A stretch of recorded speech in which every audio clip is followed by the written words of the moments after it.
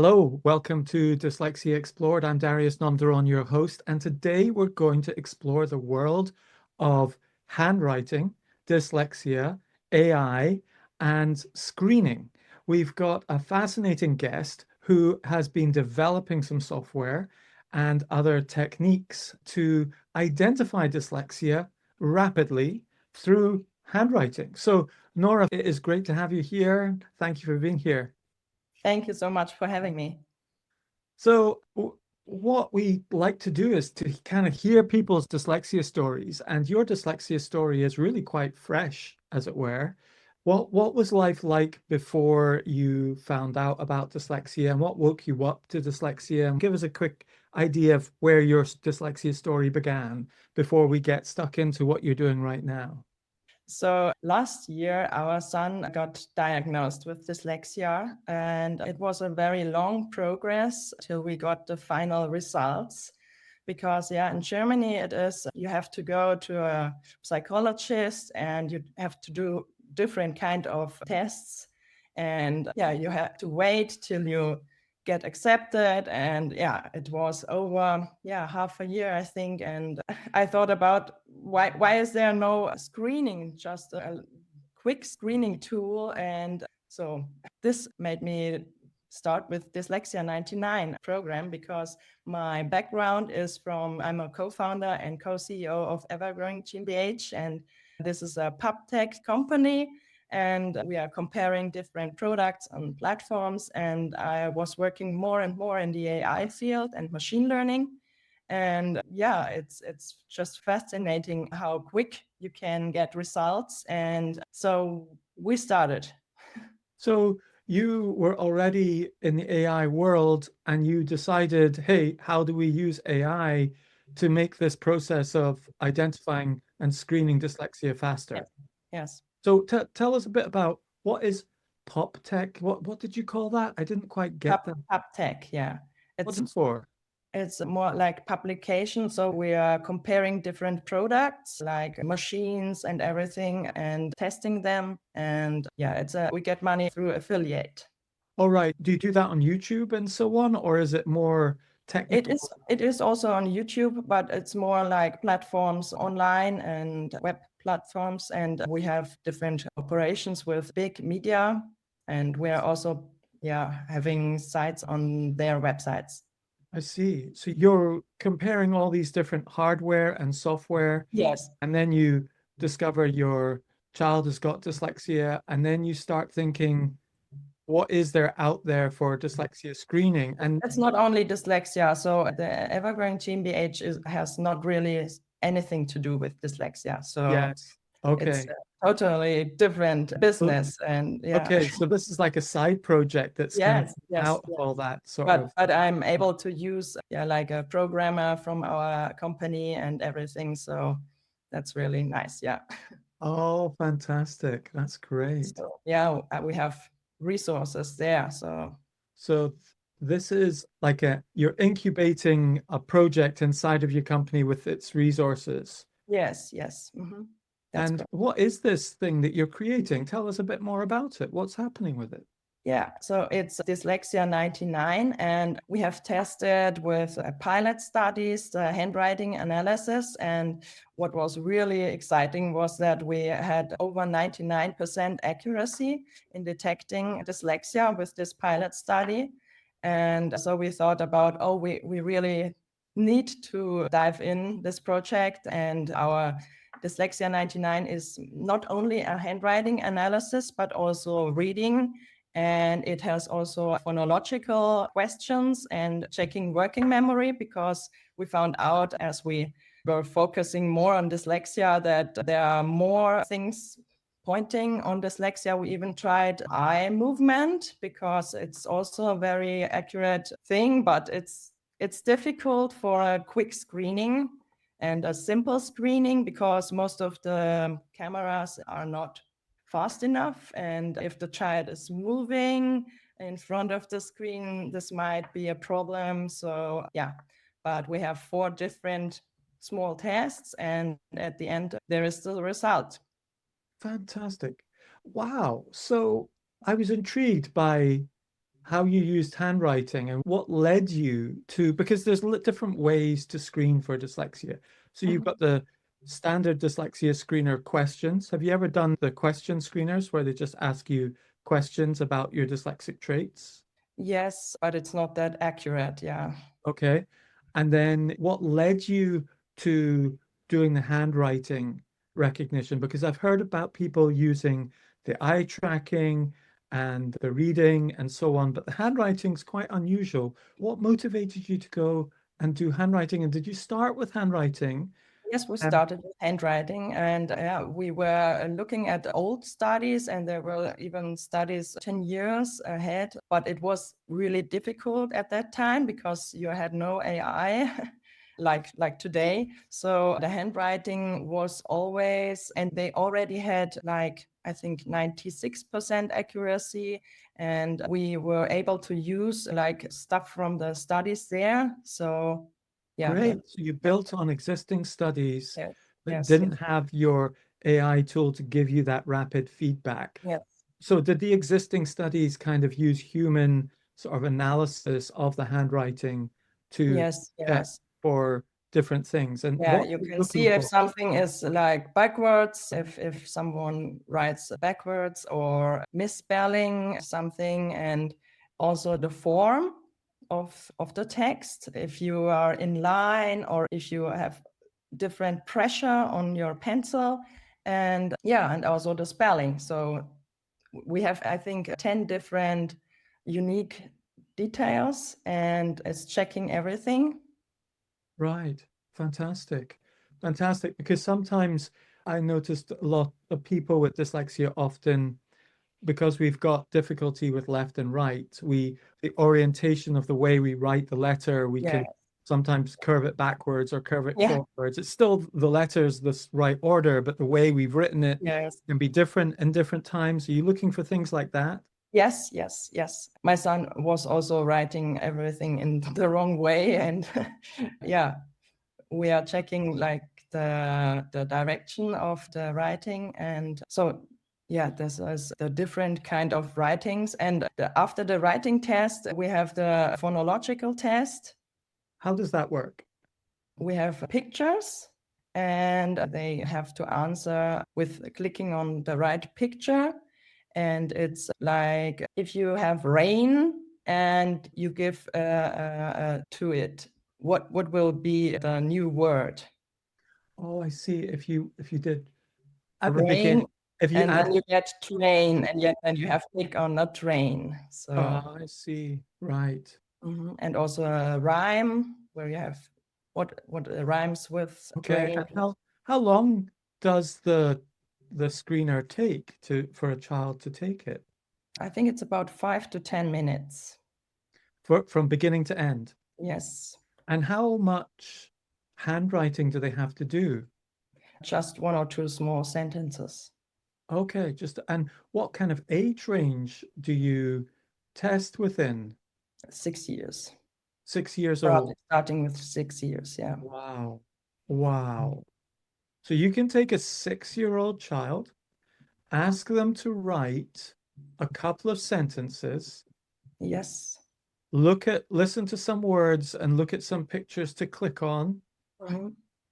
and then you can tell them with a 99% accuracy that they've got dyslexia. We tried it with a pilot study, but now we need new data. So the machine learning is learning like a doctor. If you go to a doctor, so the first patient comes and he has to see what is his problem, and he is getting better and better. And that's the same with machine learning. The more data it gets, the clearer you have clusters, and you can see the different kind of clusters, and you can see, oh, it's more like dyslexic or not dyslexic. So So yeah, you're we need a lot of data now to train our model, and then I'm very, very sure that we are at 99% accuracy. Yeah. even if you had 90% accuracy. I mean, Yes. I mean that's like 90% accuracy. You go, look, For a quick screening, it would be fantastic. yeah. Yes. I mean, you want 99% accuracy for an assessment, but Yes. for a screener, you want, 90+% accuracy to say, right, we're in the right ballpark. And like the remaining 8%, 9% might be, it could be a possibility, might Yeah. be worth investigating in the next year or Mhm. two. Yes. Wow. So how long has it taken you to go from having the idea to where you are now? How long's this been? I think it's half a year. 6 months? My goodness, you have been firing on all cylinders. And the Yes. first sort of test group that you Yeah. did, how many people were part of that test group? How old were they? How did it work? So at the moment, we only had our data is just from the internet, from published sources. So you took their research, Yes. and you basically, instead of them assessing it, you got your AI to assess it. Yes. Is that what you Yes. That's correct. Yes. Oh, wow, that's clever. Yeah. Nice. Nice. So, So now we need real data. Yeah. right. So you recreated. So am I right in the original studies? Did you have human beings going through the writing and making the decision of how they would grade it? Is that what was happening? Yeah, they already had very accurate dyslexia and non-dyslexia children. And so we gave those data to our machine learning, and we were able to train our machine on those data points. Yeah. And yeah, we made like it was 100, and we had 40 dyslexic and 40 non-dyslexic people. And at the end, we tried 20 the machine learning and the AI to recognize what As a direction training it set. goes. Yeah, and it Yeah. was 99% accurate, over 99%. And what I'm intrigued by is how did they do the analysis in the research? Was it human researchers looking at it and making a human decision, or were they using any kind of computerization at that time to do it? Was it 100% human marking Now they were research? also using technological different screening methods already. So Okay, so not they were not already AI and machine learning like we use. Yeah. okay, so they were using some form of technology to grade it, Yes. not AI. Yes. I see. Okay. Are you working with the researchers who did that, or is this Yeah. separate from them? No, it was just a free thing at the internet. Yes. So. Do you mind? Can we nerd out a little bit on AI?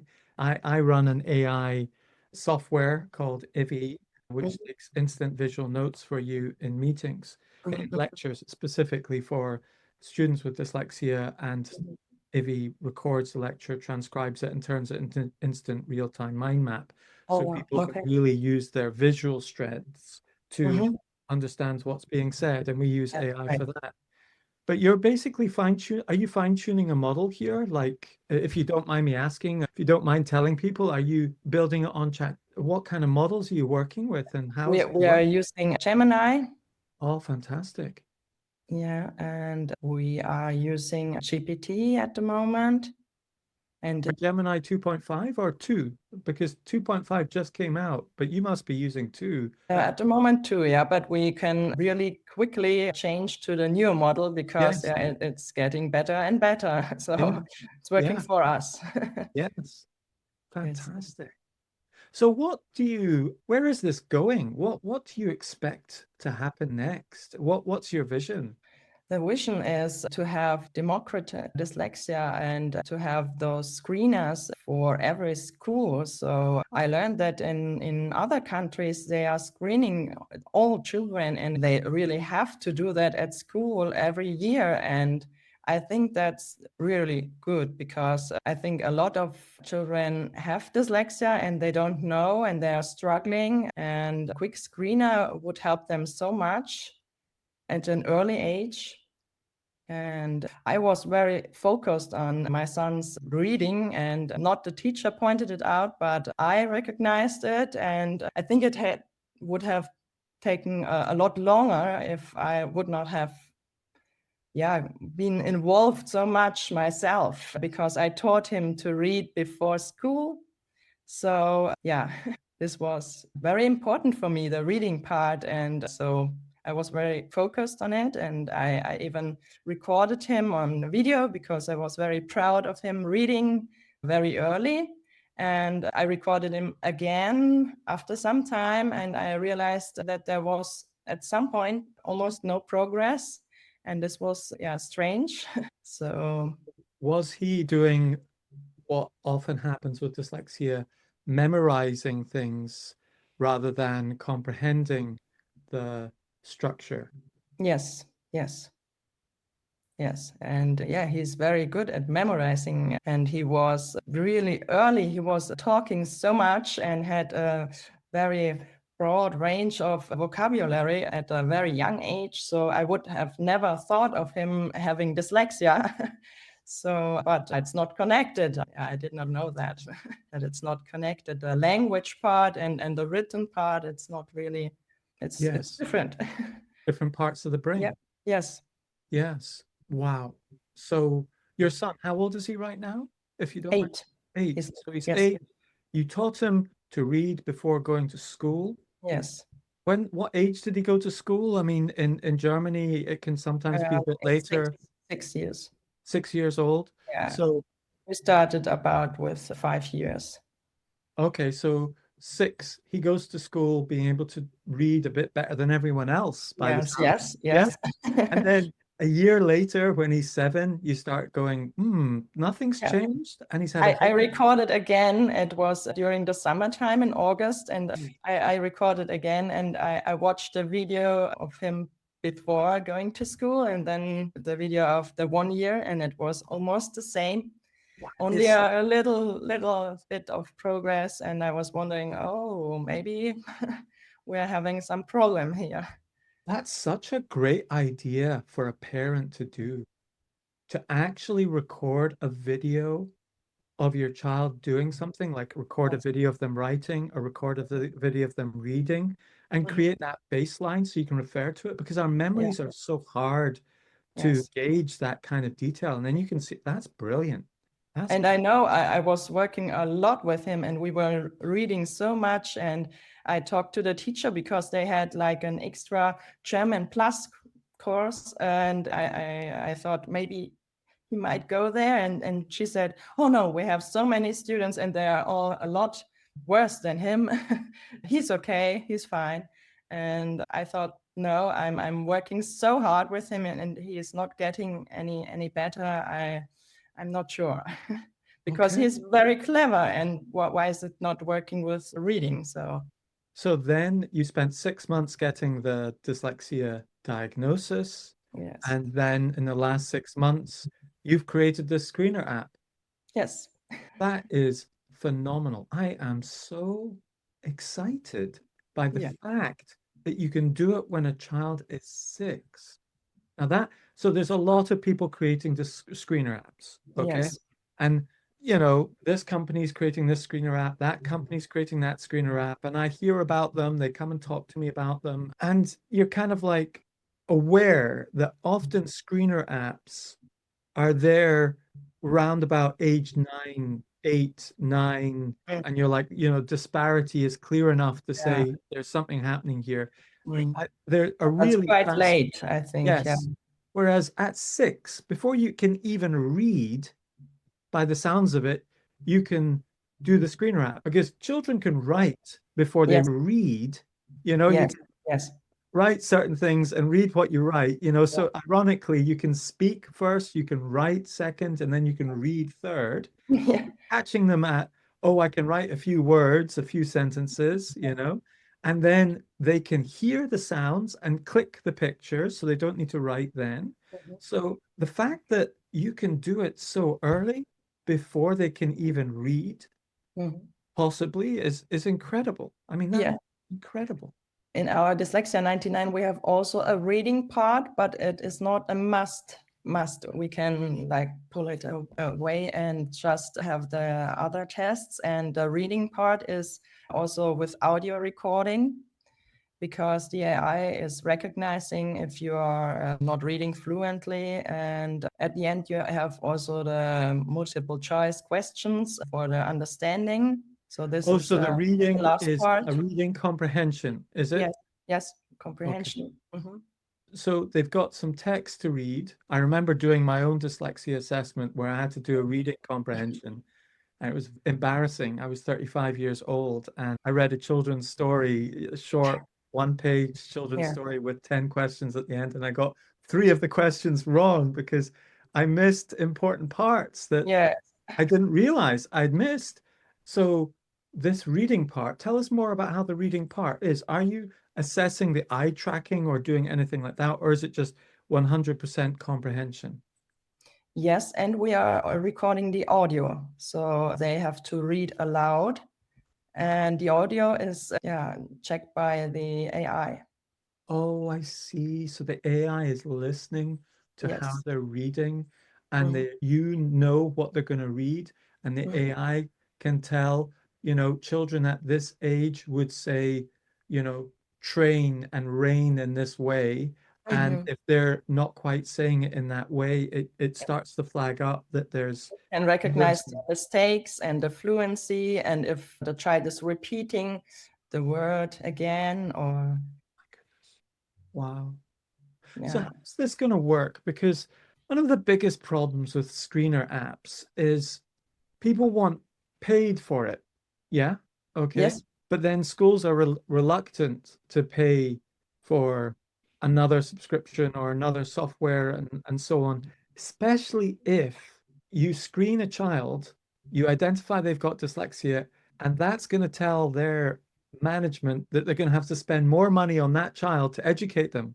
Yes, yes, yes. We realized that a lot of screeners are very, very expensive. And if you need to have, like our son had to go to all those different kind of screening things like IQ test, and he did a hearing test and a concentration test and a reading test and a writing. And so it was a lot. And we had 5 different times to go there. And I think it's very expensive, and a quick screening would have helped. And so our screening at the moment is very cheap because AI is very cheap at the moment. And I think we had one test at 20 cent.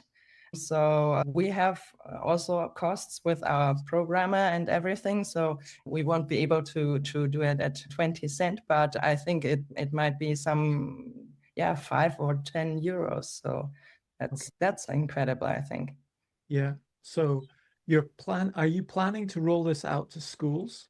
Yes, yes. We are already doing a lot of research with different kind of universities, and I might be able to go to the LMU at Munich and to present the whole concept there. And I hope that we have some kind of university to do a study with us so that we can go to the ministerium and go, to the public schools.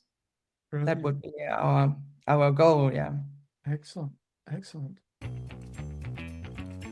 This podcast is sponsored by dyslexiaproductivitycoaching.com, which helps you organize yourself creatively with a productivity system for Apple devices.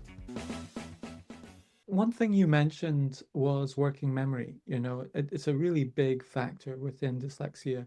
The definition of dyslexia in the UK has been updated in the last 2 months. They've spent a long, long time, many, many years, because it's so important to have the definition as accurate as possible. And what they've done is they've included working memory within the definition as well, that it has a working memory component to it's not just phonological processing, but phonological processing is the core expression of it, but it also affects other processing and it also affects working memory. And so they've allowed that to. That's interesting. Okay. Because in Germany, I was talking to a lot of different professors, and they said, oh no, working memory is not a thing with dyslexia.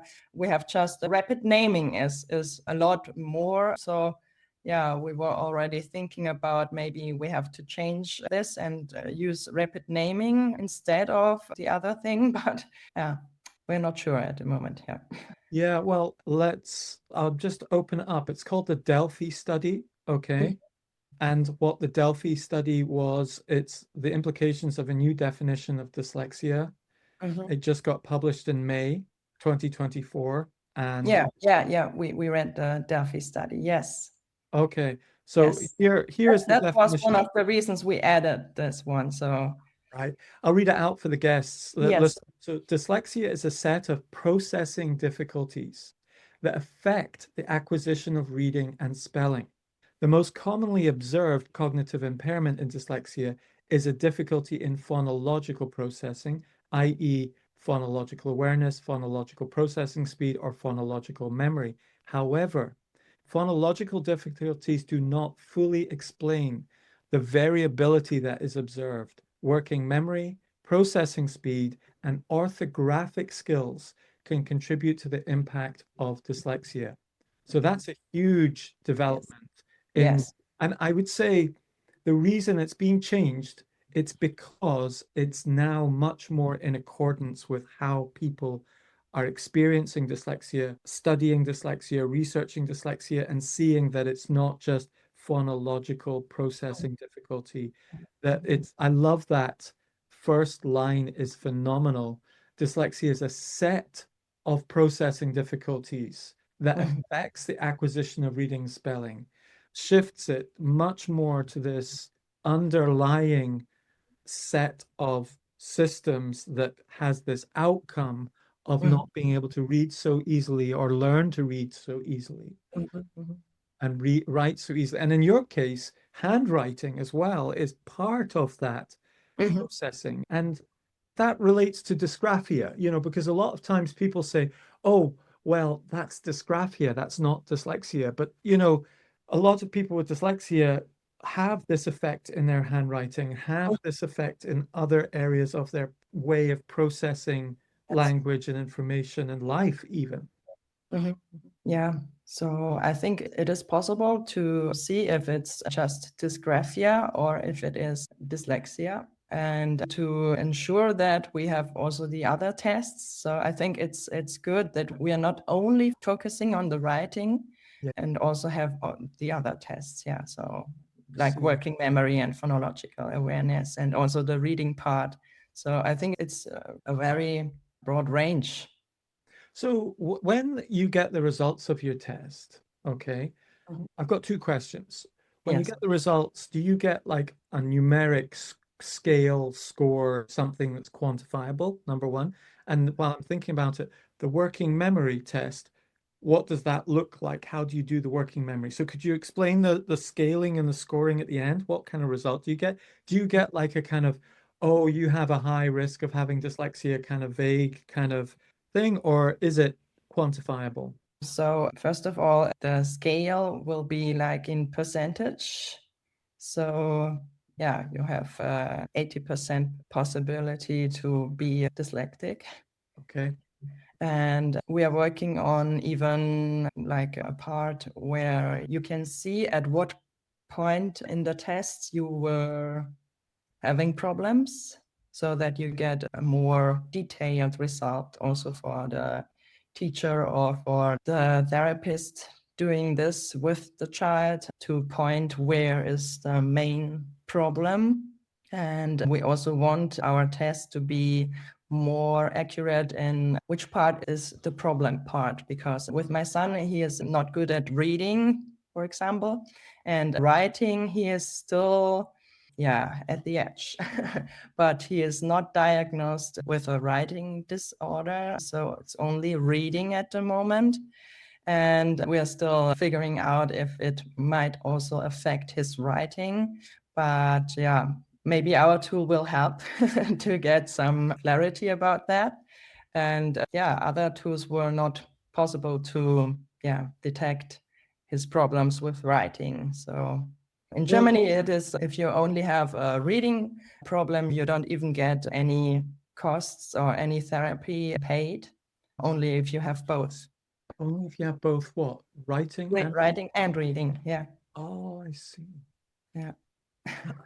So the working memory test, how does the Yes. working memory test work? The working memory test, you see pictures, you listen to different, so it's an audio, and you listen to, you have a train and a flower and a car and house, and then you have to listen to that, and afterwards you see the pictures and you have to get them in the right order.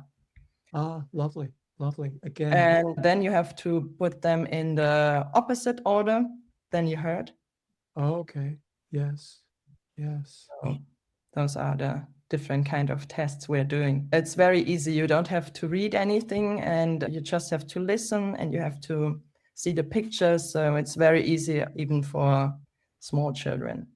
Brilliant, brilliant, fantastic. I love it. Thank you. So when do you think it will be available for listeners to use?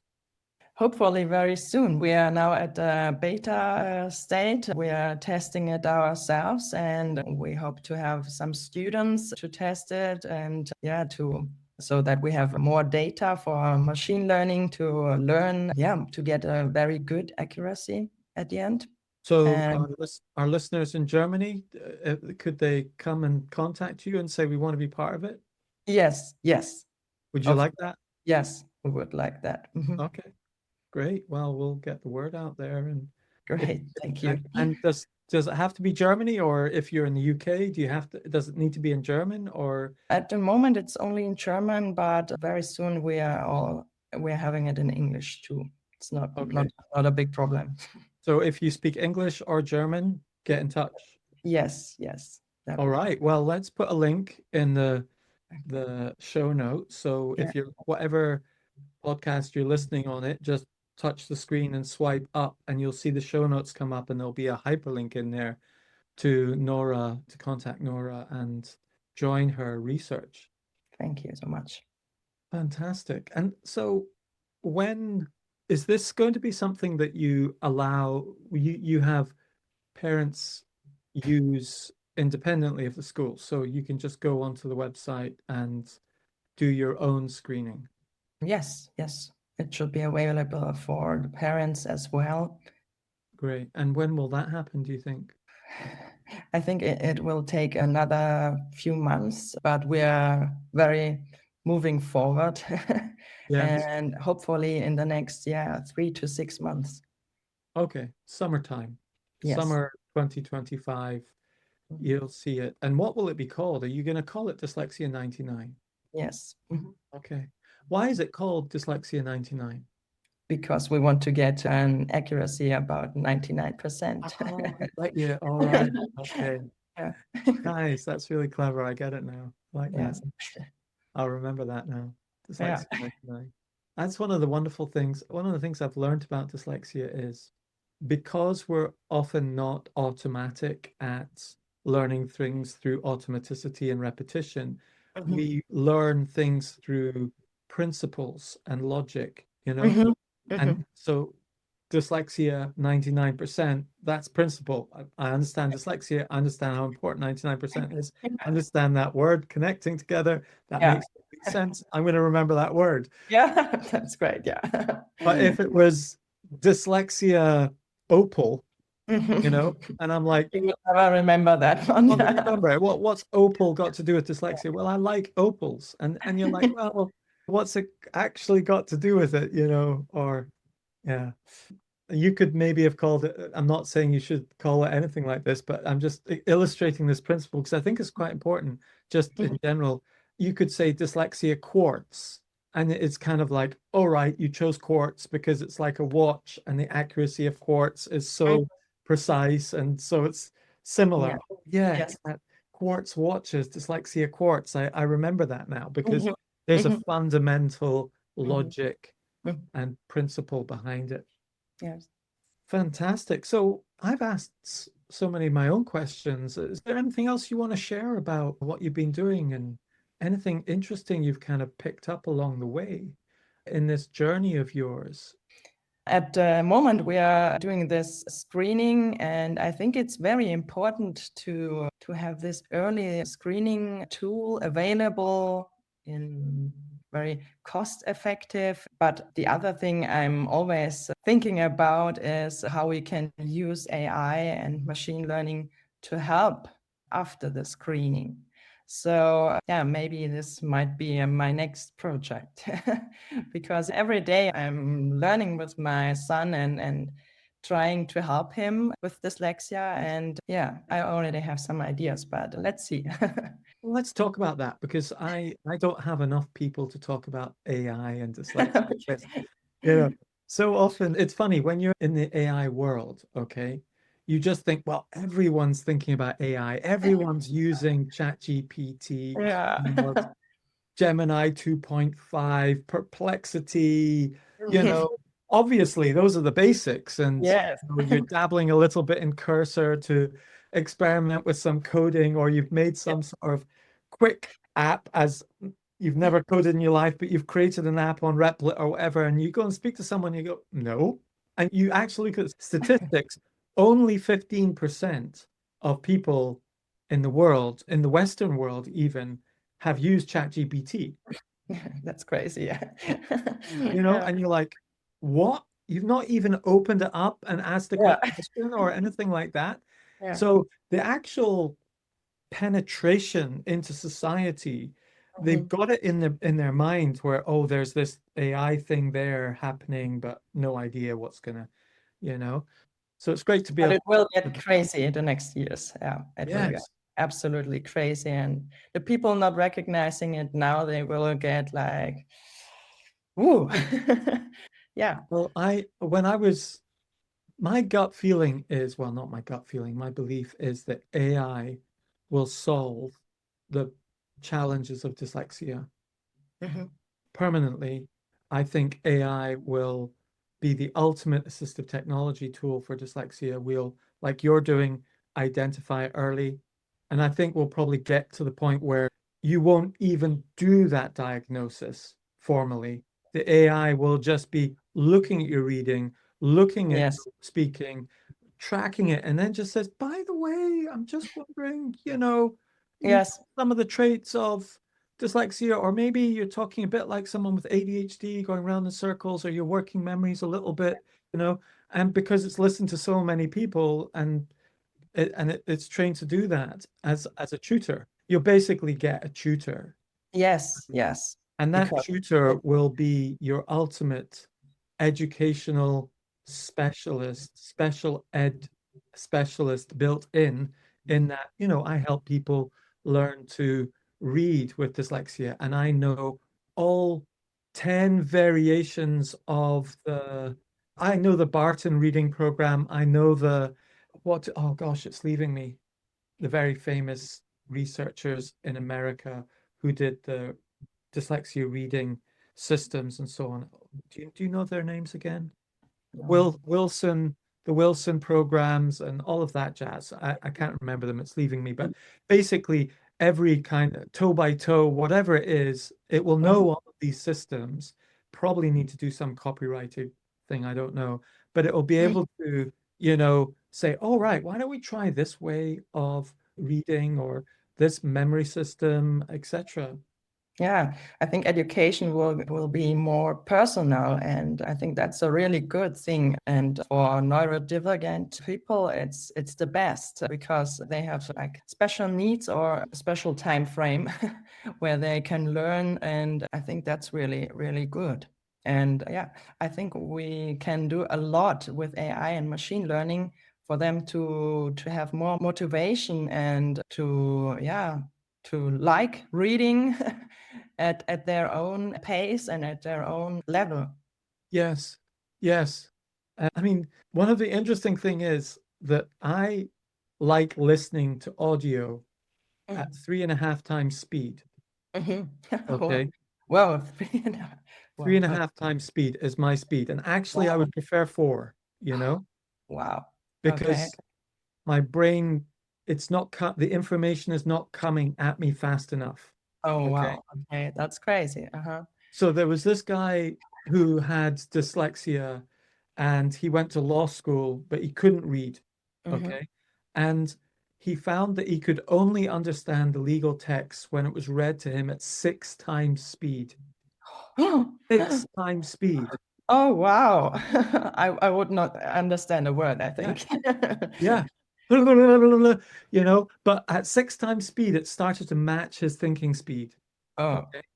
yeah. Now, but the That's problem, interesting. and this is where it is interesting with AI, okay? And it's great. I paid for YouTube Premium, and one of the YouTube Premium features is you can play YouTube videos at 3.5 times speed. Oh, okay. Why I didn't can't you know just that. put 4 times speed on? At the moment, it's only 2 times speed, but 3.5 times speed is great. I like it. Okay. And and there are times where they get to something really detailed and really interesting, and I slow it down to 2 and just pay very close attention to it. It's kind of like speed reading, and then you get to and you do some detailed reading, etc. Now, the reason I'm mentioning that is new AI voices for reading out text Mhm, speak more clearly at mhm, 3.5 times speed mhm, than human voices. mhm, And so, with the more sophisticated read aloud software from AI, you mhm, can increase the speed of listening mhm, and still have the clarity. Because actually, when it gets up to the 3.5 speed, what is stopping you hearing the information is the mushing up of the words and so on, not so much the rate of information. So once mhm, you train yourself to think, it's okay. I'm deleting the mushing up of words and I'm actually hearing the train of thought and the words. Then you yeah, can actually you kind of need to train yourself up to 3.5 times. And you mhm, realize it's not actually an issue of how fast you can listen. It's an issue of how fast you can hear. mhm. You know what I mean? Yes, And yes, that yes. sort of confusion in the hearing. So I've noticed this. If I take an AI voice, Mhm. okay, and you can choose an AI voice to read out a piece of text, Yes. you look at old AI voices that are like 10 years old, 5 years old, 3 years old, and cutting edge on the same text, and you Mhm, put it up at 3.5 times speed, mhm, the modern ones are so clear, so mhm. fast. And Yeah. you suddenly realize I can listen easily at 3.5 times speed. Okay. Well, I have to try that myself. And I have to try this one with my son, of course. I haven't done Yes, it. Yeah. yes, and that's one of the things that and it also relates to ADHD, because ADHD co-occurs with dyslexia, huge overlap of Yes. ADHD. Look out for that as well, Yeah, because he was tested for ADHD and they were not sure. So okay, it was also on the edge. So okay, got you. So on the edge for dysgraphia, yes, handwriting, and on the edge for ADHD, but definitely for the reading aspect of dyslexia. Yeah, got you. yes. So what was I saying? Yes. So often people with ADHD, the attention and so on, it's actually not an attention deficit. It's an attention surplus disorder. So Mhm. we've got too much attention and it's not being absorbed by the thing that's in front of us. So Yes. that attention is being absorbed by the things around about it as Yeah. well. And when they start moving, they distract us from the thing in front of us. Yes. But if the thing in front of us really captured our attention properly, we wouldn't be distracted by the other stuff. Yeah. It's, Yeah. you know, My son is doing his homework. He's listening to everything around. So I think he knows everything going on in our house and every bee flying next yeah, to him. So yeah, but he can be really focused if he's interested in something. yeah. And with the YouTube videos, for example, I'm like, I'm really going to concentrate on this. I'm going to put it up at 3.5 times speed so I can really, Mhm. absorb this. I've got enough attention to do that. And it makes sense. I mean, we speak at 120 words a minute to Mhm. 140 words maximum, round about that. 150 is very fast. Mhm. Our brains process information at about 400 words a minute. So if you multiply up by 3 or 4, Yeah. you're at the brain, and At that's the basic brain average level, yes. intelligent brain capacity rather than more intelligent. So Mhm. it just makes sense, Mhm. give me the information at the speed I need it and also in the way I need it. And that's the Mhm. key thing and that's just one little example of Yeah, AI and I think really giving me quick the information I need. yeah, really quick readers, they can get to 300 or 400 words. Yeah, Yes, yes. yes, So that's the same for reading. yes, yes. And that's still a bit low, I would say. I think And I think people who design these things don't realize that people can listen at 5 to 6 times speed. Yes. They're like, what? We're not even just going to, I mean, it's actually a line of code, let's change it to 3.5 to 6. And it's just a number code. Yes. But there are people who can. And for them, it makes a huge difference. So tell me what you've been thinking about with regard to the potential of AI and dyslexia. What are your thoughts? I think that you can personalize the text and you can personalize more the therapy, and the AI can listen or can read what you write, and it can identify your problem, because not every dyslexic person is the same, and they have different fields where they have problems, and it can focus on those and help you get better on those specific parts. Have you looked into Android XR yet? Android XR glasses are coming down the line. They've not been released, but the software has been released. Yeah, no, we have not been able to dive in this area at the moment. Because I think there's some interesting potential there. Because what you've just described is AI can help you with your reading, okay? But AI might not be able to see what you're reading. You might be reading a book. How is AI going to see what you're reading? Are you going to hold your phone up over the top of it and listen to it? Or what's going to happen, like theoretically? But what's going to happen is Android have released XR, which is their kind of AR, augmented reality software for the phone. And it's for all the glasses that are about to be released over the next year or 2 years. So I think students with dyslexia are going to wear glasses, Yes. and those glasses are going to have cameras, scanners, and and you're going to be able to open your book, be reading the book, and it's reading the book alongside you, Yes. telling it to. And marking the position. Yeah. It might be, yeah, that could be doing that, or it could just be reading it and listening to you read it, and then you stop at some word, okay, and you point to it and you go, what does that word mean? You know? And it goes, oh, that is Excalibur. That is the name of the sword that is in the river. Oh, so it's just a name, right? Okay. That's a cool, how do you say it again? Excalibur. Ah, Yeah. right. And it's like, I want to remember that word.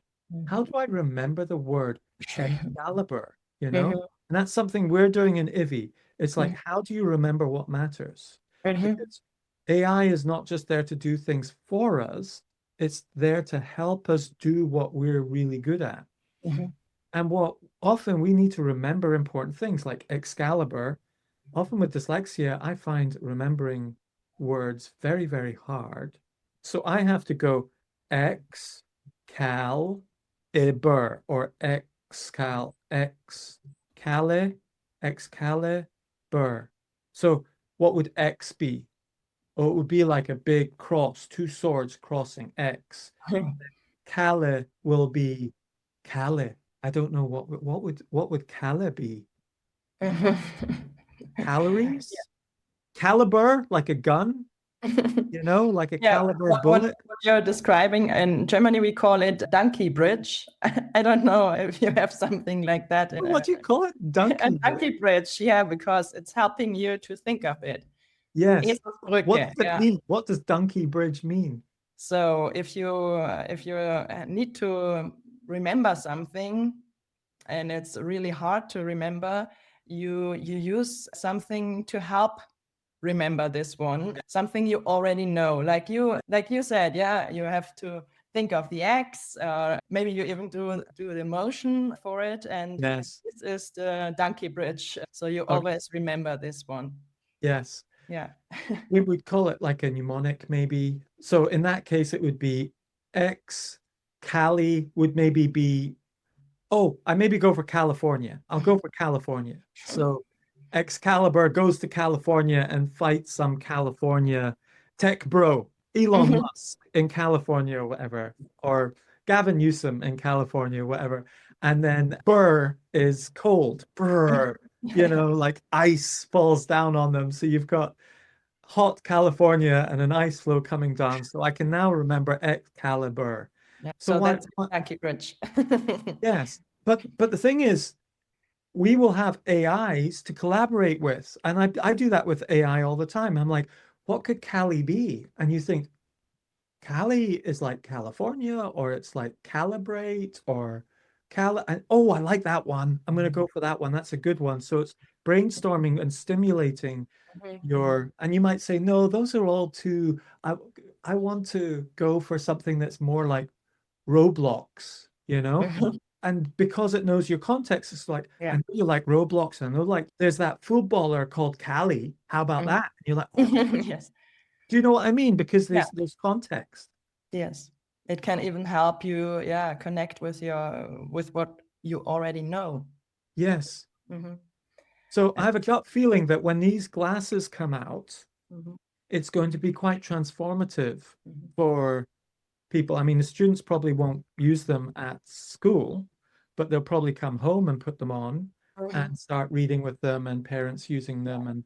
And what I do with my son is that we read together, and as soon as I recognize him having a problem with a word, I just help him over the word. I just read it for him, and then he goes back.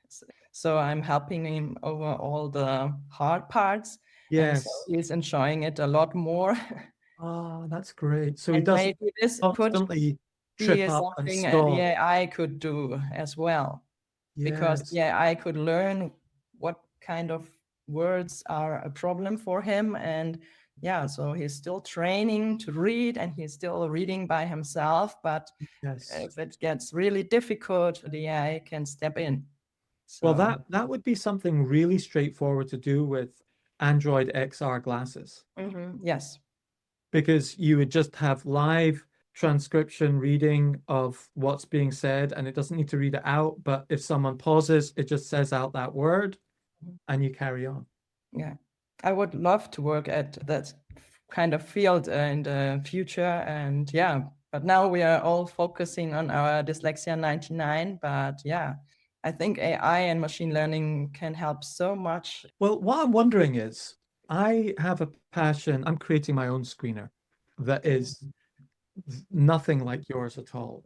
Okay. It's your traditional question-based screener for adults with Mhm. dyslexia, Yes. university students and so on, because a lot of university students have dyslexia but haven't been identified. So the statistics are at least 10% of the people in the UK have got dyslexia, and 3% get identified during school, Mhm. and 3% get identified during university, and the Mhm. other 3% either never get identified, or they get identified when their child gets identified and they're around about 40 themselves. So it kind of works out roughly like that. Mhm. And so these dyslexia screeners that are questions, Mhm. and you're like 20 years old, Mhm. within 5 minutes you answer certain questions. They're very reliable. Yes. Yes. Researchers are using them, but it's not reliable for a 6-year-old, Yes. because, I find it hard to read. It's like, well, most 6-year-olds would say Yes. yes to that. That's You know the what I mean? problem. Yeah. Yeah. I find it hard giving presentations. You're like, yeah, Yes. Yeah. It's not that accurate with the no, children. Yeah. No. no, it's not. Oh, anyway, so what we've done is we've decided we want to create the most accessible adult dyslexia screener in the world. So it basically reads out the questions to you. It's got animations.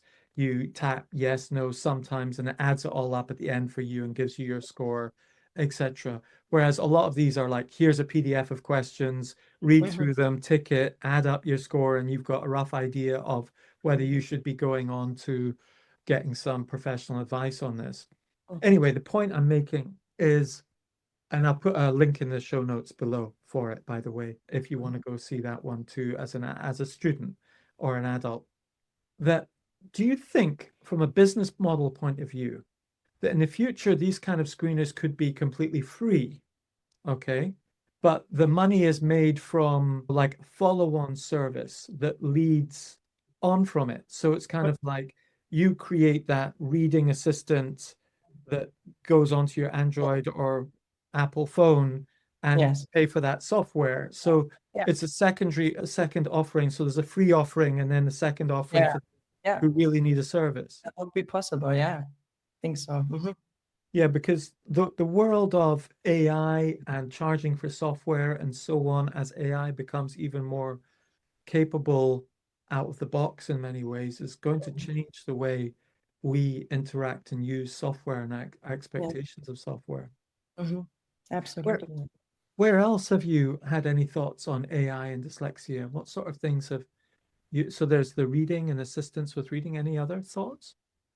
I think more the reading part, because my son has more problems with reading. So I was also thinking about maybe changing the text might also be a possibility, because he recognized pictures quite well, and maybe the text could be more picturesque than with grapheme. Yeah, graphemes are always the problem. So you mean the font is different, or do you mean actually creating pictures? I'm still, yeah, thinking about that. But at the moment, we were thinking about highlighting special, like the problems are always with the B and the D. So maybe give them a different color. So, I see. so it's not mixing it up. I So, see. I just and asked. also highlighting the sounds like sh or sp or I. They have a lot of problems putting them together, because it's not only one grapheme, it's two or three, and Yes, you have to combine them, and that's always a problem for him. So maybe, yeah, with colors or with some form, you can put them together so he realizes it quicker. So maybe something like that. I'm experimenting with different things now. yes. Have you looked at the American reading programs where The- they do this? They've done a lot of work on th- the color coding and this kind of effect, and they've got it established in very sophisticated research reading programs. Have you looked into any of those? yes, and yeah, I have looked in that, and I think it helped a lot of kids. And so I think we might go there even deeper in this Yes, direction. yes, yes. And I with think AI, you could transform every text into this kind of form in seconds. yes, yes. Have you come across the dyslexia font by the Dutch man? I just interviewed him a few weeks Yes. ago. Is it a font where it's thicker at the bottom? Yes, yes, that's right. Yes. Mhm.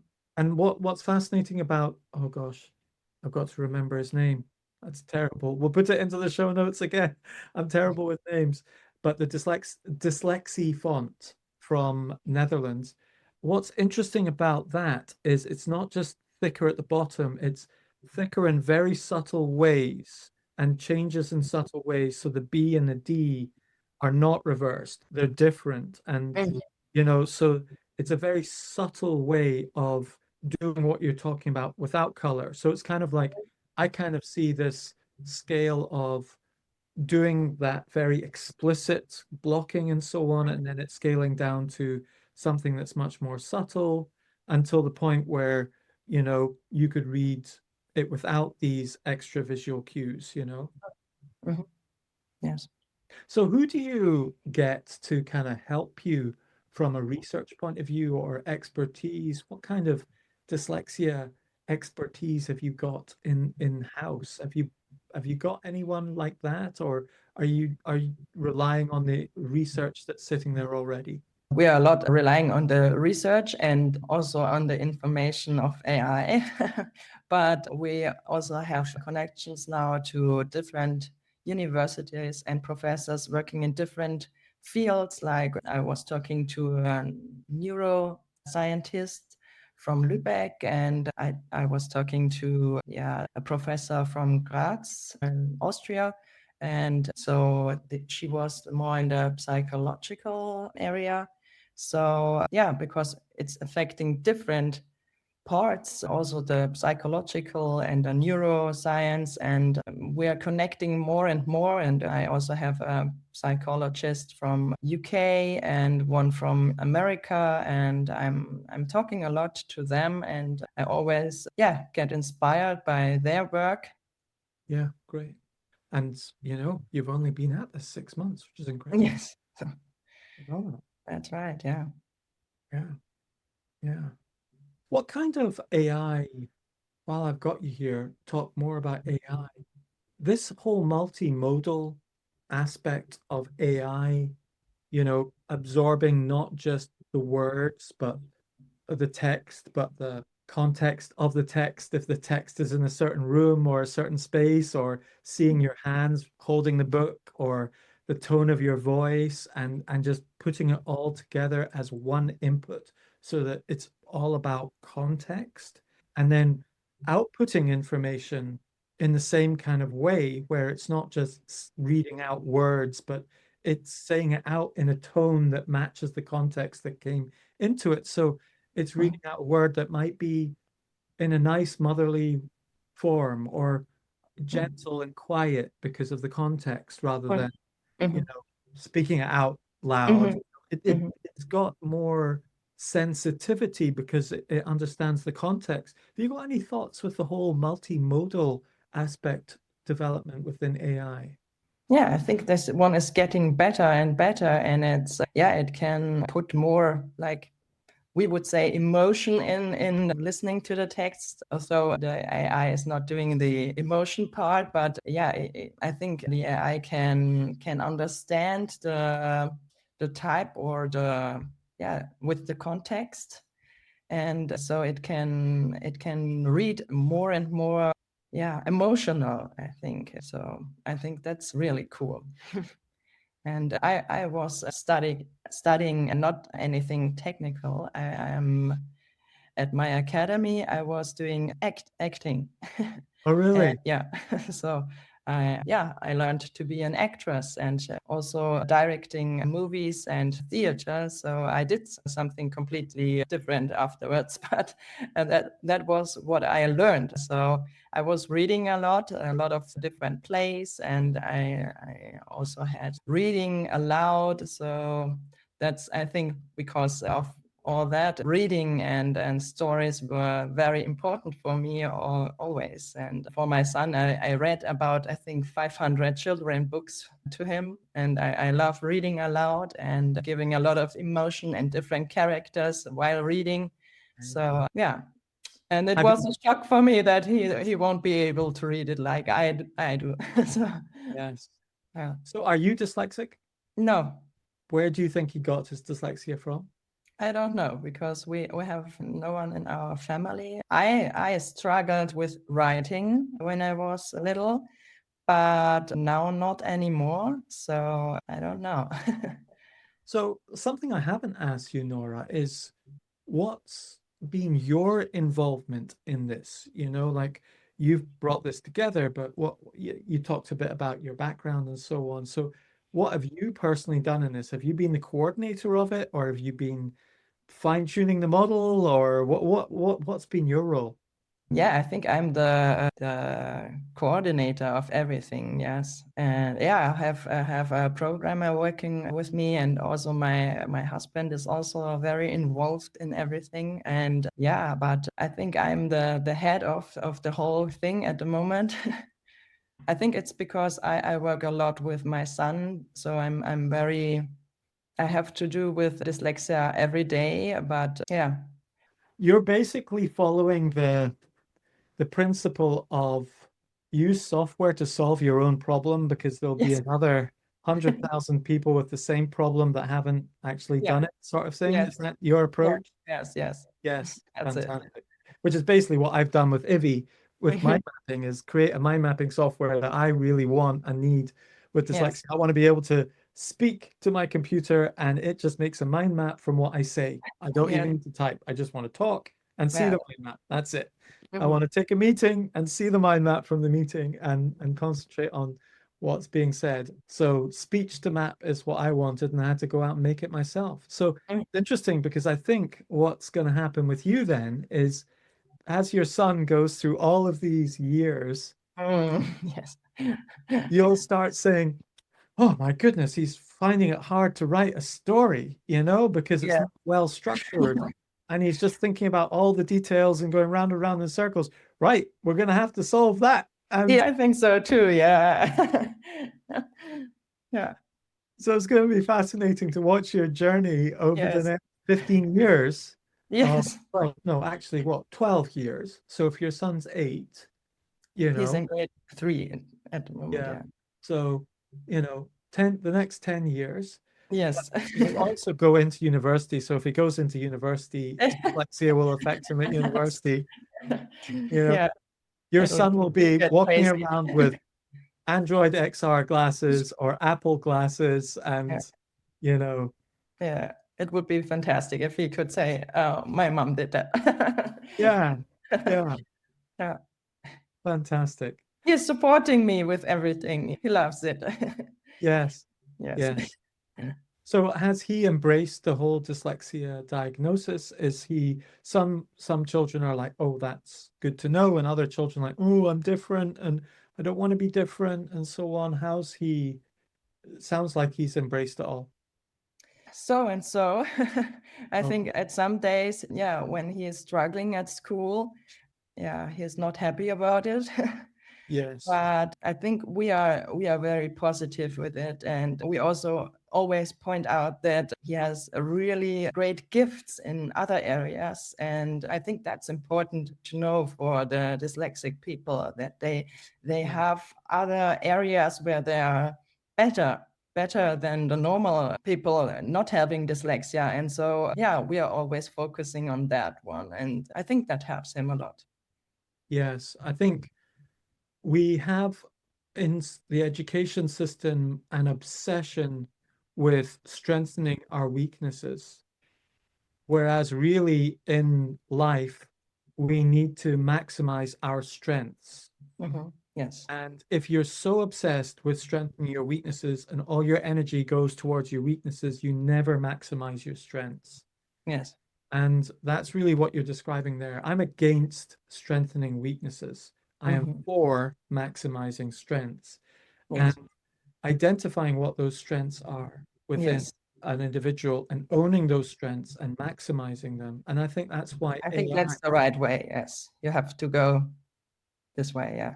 yes, Because you have to work so much on what you're not good at, and so you might not be able to focus on the really important things, and yeah, yes, your potential gets lost, and that's sad. that's right. And I've seen this happen a lot because just from a cognitive load perspective, cognitive load theory, we need to use energy to think, bottom line. Yes. And sometimes we need to use more energy for some things and less energy for others. And that's why we create mental habits so that we can just go on to automatic pilot and not use a lot of energy. We can use our energy for something else. But with dyslexia, we can be using so much energy doing basic processing of reading that we can actually not have the energy to imagine. We cannot have the energy to visualize. We cannot have the energy to actually enjoy and delight in the visualization and experience of the story. Yes. And so I work with Dr. Erica Warren in New York, and she's like so many of my students are, I assess them and I can see you're very high in visual. We read something, we do something, they can't see the characters, they can't imagine the scene, and so on. And she says to them, can you imagine, can you picture the forest that they're in? Can you picture they're like, oh no, I can't. And because they're so mentally overloaded with the low level task. Yes. I think that's really hard for them. So yeah, he cannot enjoy the text because he is so focused on trying to read all the words. So at the moment, reading is not really fun for him. And I think that's sad. And I hope it will get better a little bit. But he still loves books because I read a lot of books to him. So he always, if he sees books, he wants to buy books. And yeah, but he wants to read so that I read it and not Yes. by himself. Have But you it's good that tried? he still likes books. Yeah, that's great. I mean, so, I say to my wife, "Oh, I read this book." And she said, "No, you didn't read it. You listened to it. That Yes. doesn't count." Yeah. And I'm Yeah. like, "How dare you? I ear read that book. Yes. Yes. You read it, not I read it. Yeah. I read Okay. it, and you read it, and I still got the book, you know?" Yeah. Yeah. And so it's a bit of a battle actually sometimes in terms of what is legitimately reading, you Yeah. know? And he loves to listen to a lot of interesting things. And we went to Bozen the last holidays, and there is Etsy. I don't know if you know Etsy. Yes, It's yeah, okay. It's crafting sales. It's like eBay for crafting. no, it's a mummified person. Oh, right. No, I thought And it got was it wrong. found in the Alps. Yeah. So Etsy's the name of the mummified person. Yes. Ah, Yes. I understand. And I already knew we were going there, and there is a museum, and you can see this mummified person, and you can see all the stuff he was carrying with him, and he was frozen in the ice for over 5,000 years. So it's a very special thing. And I was telling my son a lot about this person, and we learned a lot before we went there. And I gave him like hearing books so he could listen to stories about him, because there's a lot of hearing books for children about Etsy, and that was great. And we watched a documentation, and I bought a book and read the book for him. And so he learned a lot about Etsy. And at the end, he said, "Oh, I know so much about Etsy that I could do a presentation." And I said, "Oh, yeah, that would be great. I'll ask your teacher if you could do that at class." And he said, yes. So today he is at school and doing a presentation about Etsy, because Oh, I think that's one of his strengths. He can get very deep into a topic, and he can be so happy and so emotional about something like that. yes. And yeah, that's something I want to help him to see. He has strength in other areas. He can speak very good. And Has he discovered mind mapping yet? no, Because no. what often happens with children with dyslexia and Mhm, giving a presentation, it's something that you might encounter in the next few years, okay? mhm, mhm, Just like reading, a child can speak so clearly and have such great vocabulary, but when it comes down to reading and so on, there's this disconnect. And the mhm, same things happens with dyslexia and presentations. So someone can speak about something so well, and they think, mhm. I could go and do a presentation, and then they go and do the presentation, and it's terrible. Okay. It's Mhm, terrible. They mhm, just crash. And mhm, what happens is when they go and give the presentation, they start talking round in circles. mhm. And they're like, oh, there's this, and then there's that, and then there's this, and this is fascinating, and that's fascinating, and so on. And in a conversation, that works because the person can say, oh, that's interesting. Tell me more about that, or whatever. And the person with dyslexia can take the feedback and Mhm. adjust what they say. But if you stand them in front of a group, they don't get that feedback and Yes. go round and round in circles. And at the end of it, they go, I don't know, I just talked for like 20 minutes, but just didn't and Mhm, so the answer mhm, is and it's the same for everyone, mhm. okay. If you go up and do a presentation, you have to have some structure, slideshow or bullet Yes. points. And so what you're taught to do is you Mhm, write down some bullet points, you write down a plan, but then they're reading out from mhm. and Yes. that's the last thing I want to be doing with dyslexia is reading out in the middle of Yeah. Oh no. 30 people in the class, Yeah. You've got this dilemma, the Mhm, standard one. So the answer for so many of the people I know is they do a map of okay. these are the five main topics I'm going to say. And topic one is going to talk about where Etsy was found and Yeah. the Mhm, glacier. I'm going to talk about mhm, this, I'm going to talk about that. And there might only be 30 words on the page, but Mhm. arranged on it. And so when they're giving the talk, they put their finger on it and they go, oh, yeah, let me tell you about the glacier. Oh, let Yes. me tell you about the bag that she was there. And what happens is they say the information in the right order for the Mhm. people to understand it. And at the end of it, they've talked for 5 minutes, people, and they've got the best of both worlds. They've got structure and the flexibility to improvise. So they talk a little bit more about the bag and, oh, the bag had these leather straps and it was quite Mhm. interesting how it was Yeah. this and then oh, I better go on to the next thing. Oh yeah, let me talk to you about the shoes, you know? Mhm. And so you stay on point and Mhm. you've got We this did balance. something like that for him, yes, because we did a slideshow together. He's not able to do it by himself at the moment, but we did a slideshow, and there is a lot of text in the slideshow, but he's not reading it out, and it's just more for the class to read Yeah. it. And I focused with him on the pictures, so yeah, he can So you can look describe at the the picture and pictures. talk about it. Yes, Yeah. yes. Brilliant. So I highly recommend a mind map because Okay. what happens is you have all the thoughts, you write Mhm. them down on the map, you Mhm. organize them into the order you want, and then you've got the order, and then you turn that into the slideshow. So the But there are slideshow, only short bullet points more, yeah?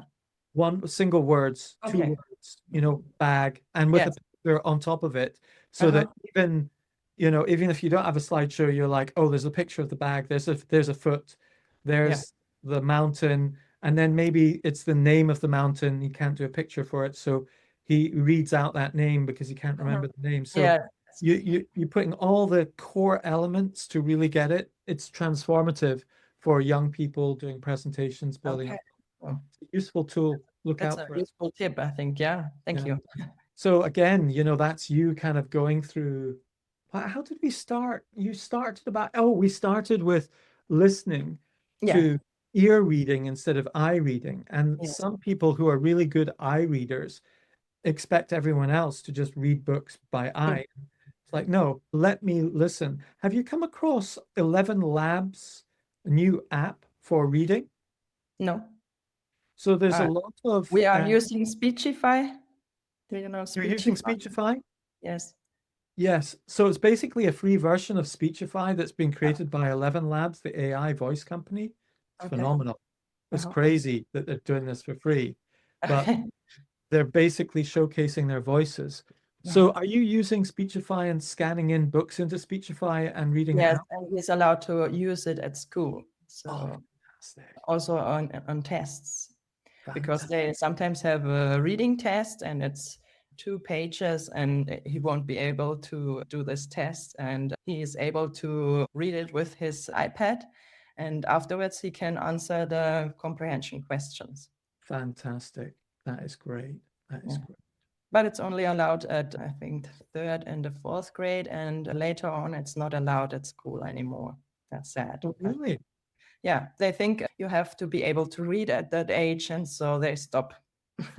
Even if you have dyslexia? Yes. Oh, wow. Yeah, that's really sad. So maybe there should be a change. Yeah, they get more time. I think about 25% more time, but still, I think that's really hard. 25% more time is not that much if you're reading at a very slow pace. So our son is reading now about 25, 30 words per minute. And So yeah, what would 25% be won't help that much.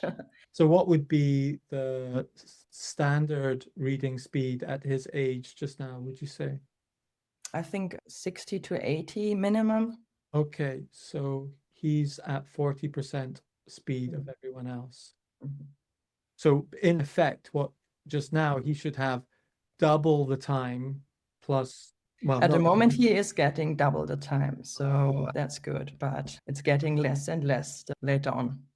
right. Nora, it's been fantastic speaking to you. Any final words to listeners? Any final words? I'm not good at final words, but I like to be open and I don't like final words that much. But yeah, yeah, I hope that we can make like a really big impact with Dyslexia 99 in Germany and maybe in other countries as well. And yeah, I would love to have people trying it out very soon. And yeah, going from there, I think I will be in the dyslexia thing a lot longer. I love the field, and I love getting involved with the technology, AI, and machine learning, because the education sometimes it's a bit dusty. I think there are a lot of psychologists and other scientists, but not all of them are that into technology like we are. So I think the combination would be just fantastic. And also the feedback I got from the different scientists, they were really, really glad and happy that there is someone in the tech field connecting with them. And we are not only doing that all on our own and think, oh, we know everything better than all the scientists. They love that we connect and that we want to learn. And I think if we come together, there will be nothing to stop us. Yes, really well said. That's great. And the fact that you are so early in your dyslexia journey with you and your son at age 8, you've got another 9 years, 10 years, Mm. and then university as well, probably. So that's another 4 years. So you're talking another 12 years of going on this journey with your son while you're also going on this journey with developing the AI tools and solving Yeah. problems. But you'll also be on a third journey, which is observing schools adapting Mm. to this new Yeah. world as Mhm. well, Mhm. which will be that it'll take a minimum of 12 years for the education system to start turning the massive ship around to even start accommodating some of these things. They're the last. Yes, and in Germany, absolutely. They Yeah. are not very fast in yeah, doing new things in education, because it's a very long progress till yeah, it gets where it is needed, I think. And I think they have to be a lot faster in the near future. I read that in China and Japan, I think they have AI in first grade beginning September. So they start about learning AI from first grade. And I think that's cool and that's crazy. And I don't know when at our schools they learn about AI. At the moment, our son is not even learning how to use a mouse so far. So I think, yeah, they have to do a lot of work in this area.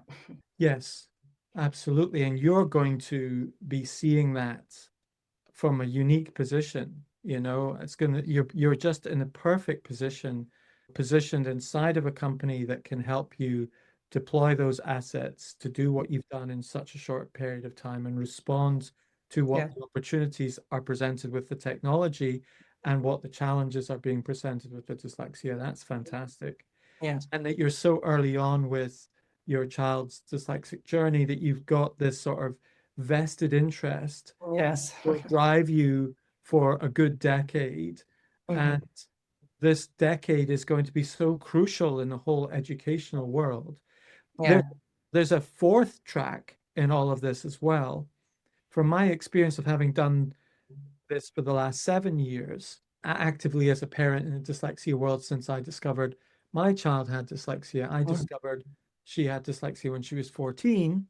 Now she's Mhm. 25. So it's been 9 years. Mhm. So, and in many ways, that's turned my attention more towards the executive function skills that students with dyslexia need for exams and university and planning and getting things done, and how all those processing things affect your executive functioning skills. Mhm. So in a way, I've kind of done something similar, but for a different stage in Mhm. a child's life. Yes. Yes. Yes. Mhm. But what I've learned in that process is that often you need to work with the parents outside of the school, and the parents, basically, every parent with a dyslexic child is home educating. Mhm. They're either doing it formally or informally. Yes. They're home educating in the Yeah. evening while the Yes. child's going to school, but you're home educating. Yes. Absolutely. Yeah. Yeah. And so you kind of need to have a home educator mindset where it's like, I'm going to learn how to teach this. I'm going to learn how this works. I'm going to learn how my child learns. I'm going to learn how to teach my child this. Yes. They're not going to learn this at school. And you're just going through every single stage doing that. Yes. And so I suspect you'll also want to connect with this track of parents who are like you, who are Mhm. like, school's not doing it. Mhm. I'm not going to wait around for 12 years hoping they will adopt AI by the time they're at university. Mhm. I'm just going to start giving them, Speechify or 11 Labs or Voice Dream Reader or whatever now, or I'm Mhm. help them to use AI now outside of school. Do you think that's something that's going to absorb you as well?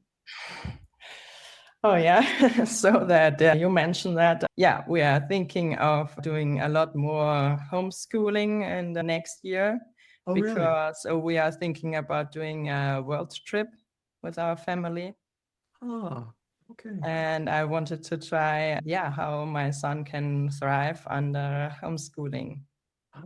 So are you going to travel around the world? Are you going to go on a boat or something like that? Or No, first we want to go with our car a bit through Europe, and then we want to go to Asia and yeah, travel to different countries in Asia, and yeah, so around the world, maybe Australia and maybe South America. fantastic. All right. So that's a great opportunity to have a reason to home educate Yes. on the road, on the Hmm. road. Hmm. Yeah. Yeah. So yeah, because yeah, we see all the struggles he has at school, and we just wanted to try something new. And as our pub tech company is all online, it's not a problem for us to travel. So yeah, during the time our son wasn't at school, we were able to travel a lot and work from yeah all over the world. So but now we have to be here for his school. Yes. And yeah, we would just like to take one gap year and try something new. And I Great. think there might be a lot of new things coming up, and yeah, I'm really excited about that. So you are definitely going to end up being on that fourth track as well. Yes. Yeah. So, yeah. Yeah. It's Fantastic. And funny all those. you are talking about this homeschool thing, yeah, or this education at home, because at some days I think I have to yeah learn everything again with him what he did at school, because he was not able to follow because he had to write and he's slow at writing, and then he could not listen during that time, and he comes back home and has his homework to do, and he does not know anything about it, and so we have to repeat everything, yeah, and that's yeah, that's hard. So I said, oh, I'm doing 2 or 3 hours in the afternoon to learn everything he already should have learned at school. Yeah. So maybe we just try it to homeschool for 1 year, and let's see what is happening. Well, you've already proven that you could teach your child to read better than in the year prior to school than the year during school. You've already demonstrated that. And I think I'm not prophetic in this sense of highlighting this in terms of homeschooling. It's just that actually once you've spoken to two or three or 5,000 different people who have gone through this process over, I've interviewed hundreds of people on the podcast, and I've also spoken to thousands of people in webinars and coached parents and coached children in mind mapping and heard this story repeated over and over. There's patterns, and you can reliably track the pattern over the 15 years Mhm, from them being 6 years old to them finishing university or there is a pattern. mhm, The pattern goes, oh, 6 years old, my child is having difficulty reading, learning mhm, to read. 8 years old, my child is having difficulty with reading comprehension. They can read, but they don't understand what they've just read afterwards. It goes in one ear, out the other.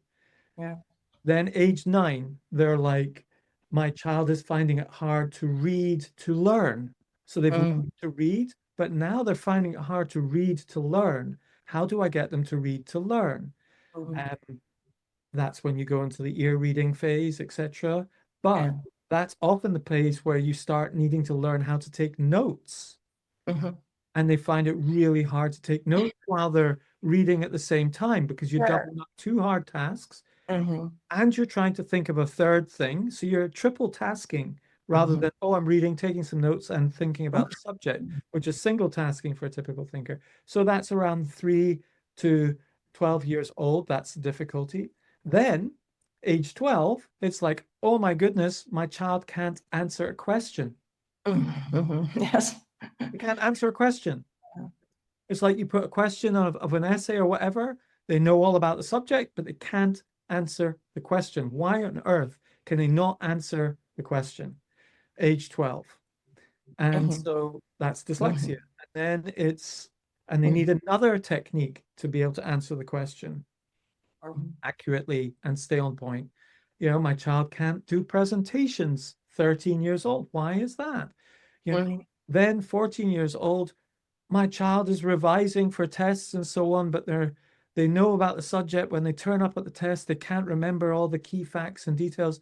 And so it affects their memory and how they remember important words and switching out different words and getting it confused. And you get marked on what words you put down, not how much you demonstrate your understanding. It's, Mhm. Mhm. you see what I Mhm. mean?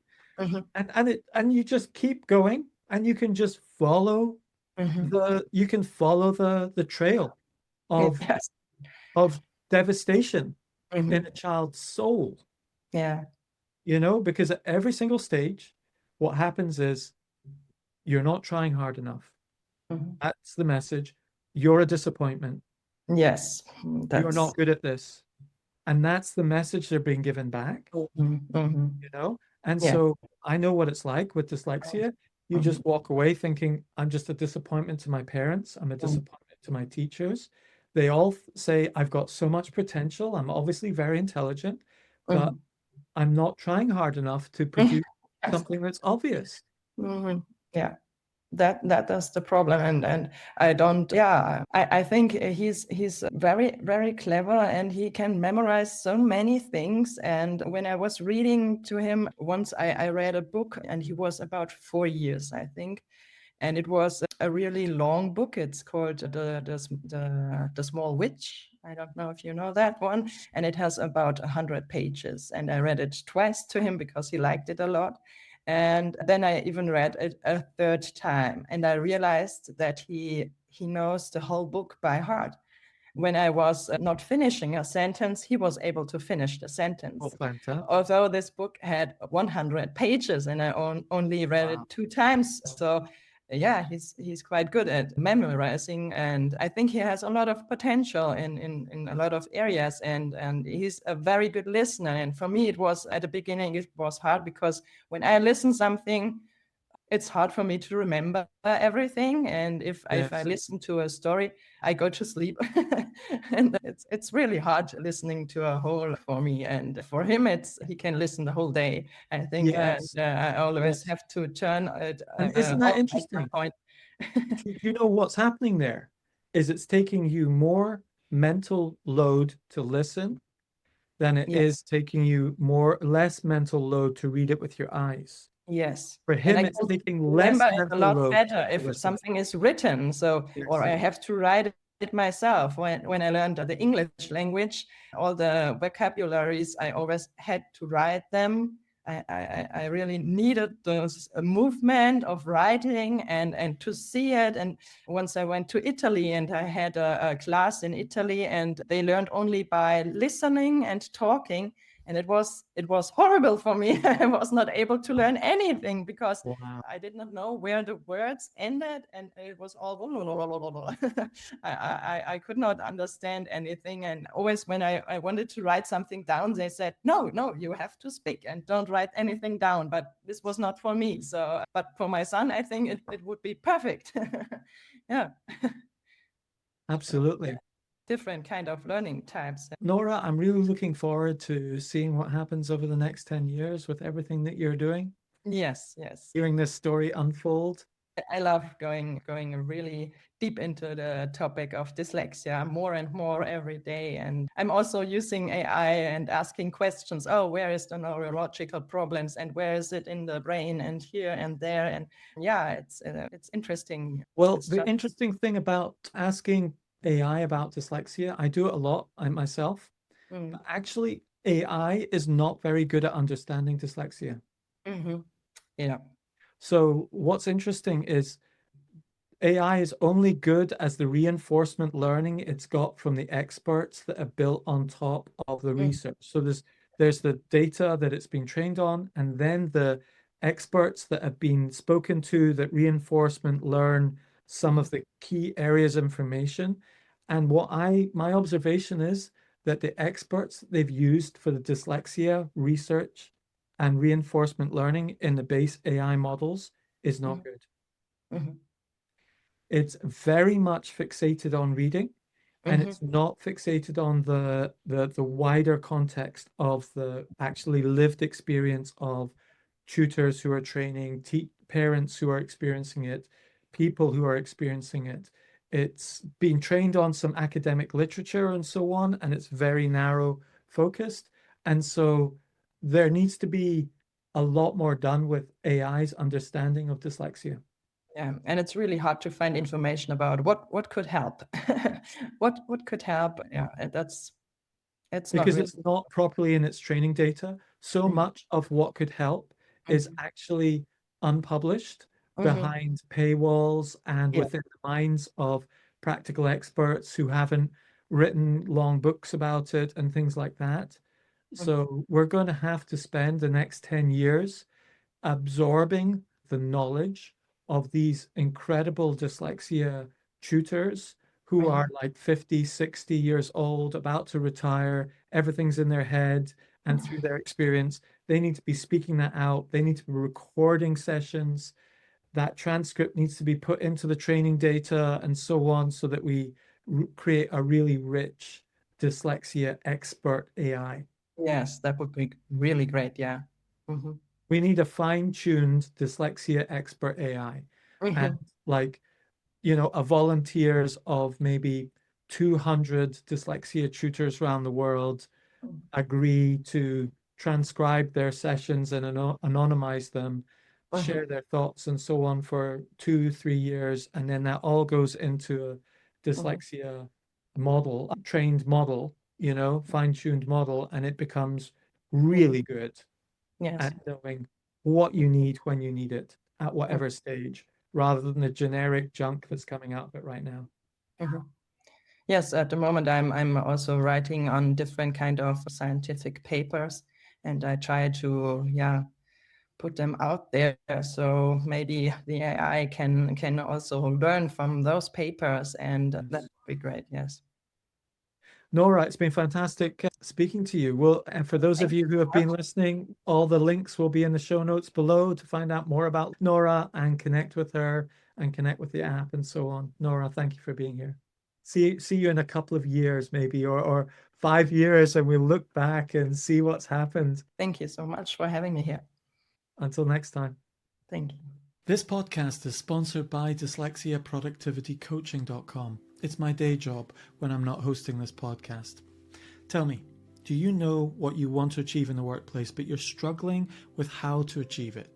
Maybe you suspect some traits of dyslexia are getting in the way. Well, that's where Dyslexia Productivity Coaching comes in, because we give you a simple productivity system for your Apple devices that harnesses the creativity that comes with your dyslexia. It includes proven methods like note-taking, reminders, speech-to-text, mind mapping, and more, all tailored to your needs. It'll free up your time and help you achieve outstanding results. Book a complimentary call to discuss it with me, and if you do it soon, I may also be available to coach you personally via Zoom. So don't be shy, go to dyslexiaproductivitycoaching.com or swipe up and book it now.